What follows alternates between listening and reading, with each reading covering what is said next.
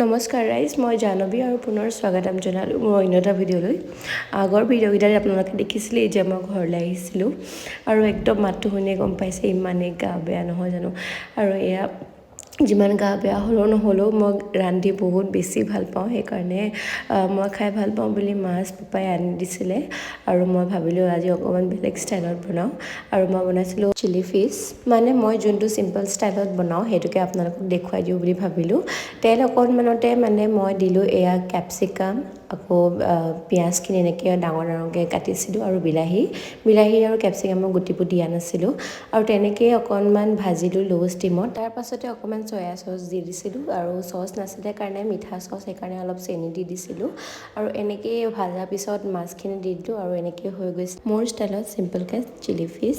আৰু যিহেতু মায়ে কৈছিলে জাতিলাওৰ লগতো খাবলৈ মন গৈছিলে, আদা জাতিলাওৰ লগত এনেকৈ বনাই দিছিলোঁ। বাৰু ৰাইজ, এতিয়া মই খাওঁ। হাই হাই মহাদেৱ, বাই।